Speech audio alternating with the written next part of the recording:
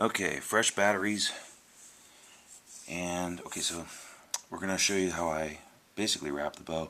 I do this for both decorative and as last-ditch attempts to try to save a bow, and this one's worth saving if I can pull it off.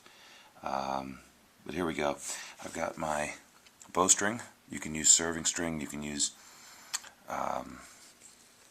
artificial sinew or any linen, but you want to get something that's got a pretty small diameter and is really strong. You don't have to worry about the stretch so much like if you're making a bowstring. But anyway, I'm going to try to keep this to as short as possible. There's my problem. You really can't even see it, or maybe you can. I can't see it in the viewer, but you have to kind of find it. That's why these things are so dangerous to a bow's life, because it's right there, guys, right where my finger, right above my thumb. It looks like a little wrinkle in the wood, and that will, as you pull the bow back, it compressed upon itself and broke, basically, in a very minor way. But it's because, for whatever reasons, there's a weak spot there, and in a sense, because of how thin this purple heart is, the bamboo is sort of overwhelming the purple heart as far as the physics of it goes. So it's sort of, the wood cells are compressing in on themselves, and some of them gave. So what I need to do to fix this bow is still shooting well at the moment, but eventually it's going to fail if I don't do something. And what I do to combat that is, if I gotta get the compression forces of those wood cells to back off a little bit.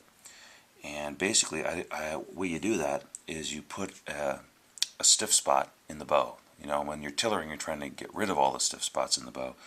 But now what we're going to try to do is make a artificial stiff spot, so at that precise area, the bow isn't bending quite as much, just a minor amount less than the rest of the limb. And by the way, this compression fracture, if I may call it that, may have been caused because there was a bit of a hinge in this area that I missed. It's entirely possible that the bow looked like it was in perfect tiller to me, but the wood don't lie. So it may very well be that a part of the problem was a hinge was created. Alright, so here's how I do it, and you'll have to forgive me, I'm going to try to stay in camera. But I find the area again. It's right there. I'm going to take my piece of string and let's see, I'm going to go from narrow to wider. It seems to hold better if you go from a narrower part of the bow to the wider part. It doesn't slip as much. So I'm going to take the string. Boy, it's hard to see. Gotta keep finding it. Okay. And I am going to start wrapping the bow. Now, I really hesitate. You know what I'm doing? Take a nice long piece of string here. Sometimes keeping things on camera makes life a little more difficult, but alright, yeah. So, I'm just going to kind of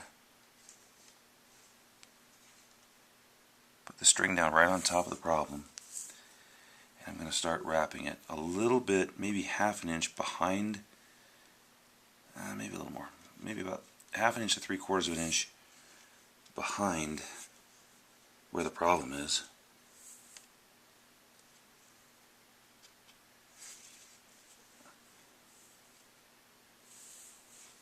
And what you can see I've done so far is that's where I started the thing, where I touched the initial tip of the string down, and now these strands are wrapping around that, and eventually they're going to hold in place. Now what you have to make sure you do is these layers have to lie next to each other, not on top of one another. And you don't see how they're getting away here, they're sort of separating. You want to keep them together, and keep it real tight and together. And the on this particular bow, the nodules from the bamboo can really ruin your day. It's a lot easier to do this on a nice flat, even surface. Alright, so we keep coming here. Now I'm going to bury this string completely in wraps. And I'm going to go back and fix some of it. That one got really away from me. Just take your time though,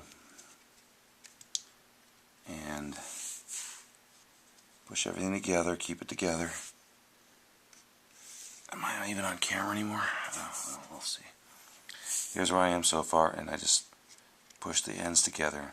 Make sure as little of the wood is showing through the bow as possible, through the string as possible. Just keep tapping it together.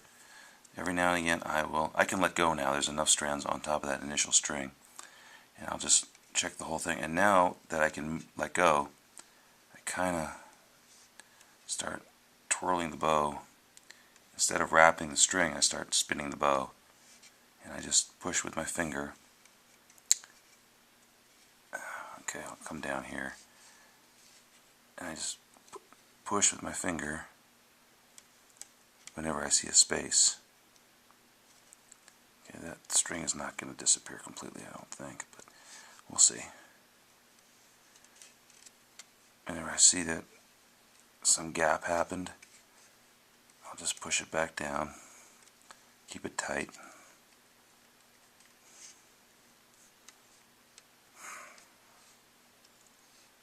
It's messed up doing this in the camera. Alright. Yeah, you know what? I'm going to bury it.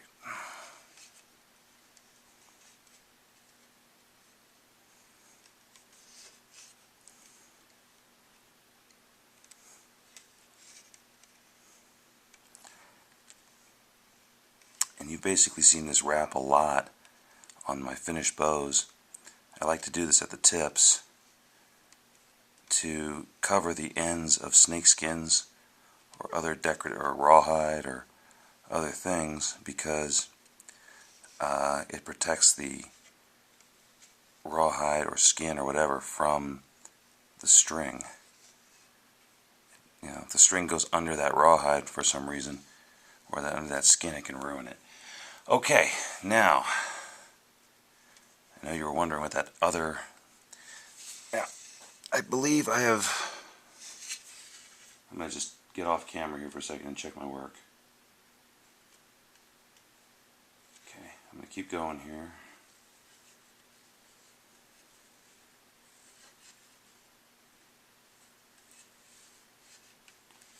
I'm just going to speed it up a little bit so this video doesn't take too long and still keep it in real time.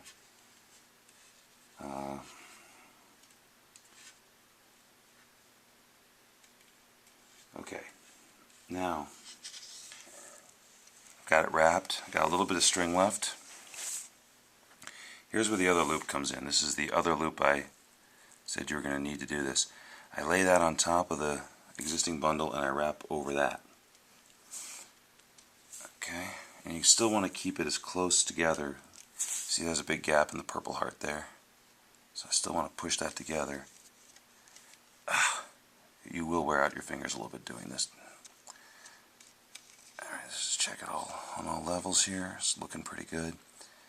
Okay, we can start spinning without losing that loop.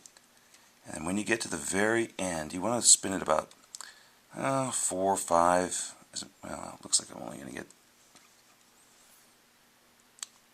that's 3. I want to do a little more than that. So I'm going to undo it, and come back a little bit, and then put the loop in now.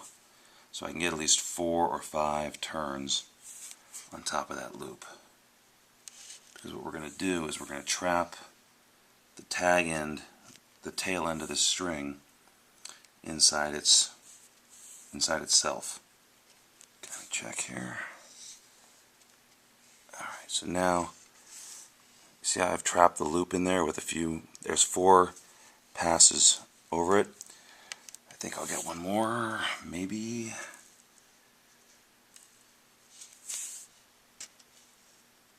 Just, if I do, it's just barely going to make it. Nope, not going to make it. Okay, so it's going to be 4. And then you take the tag end, after you've done 4 passes, or you know, more may be better, but 4 is enough. And you pull through like so. So what I want to do is line that last little bit up, keep it tight. Now before I do anything else, I want to look at my work, press it together, make sure nothing missed. Okay, then I'm going to raise this loop up. Here's the tag end there, and pull it right through. Now the tag end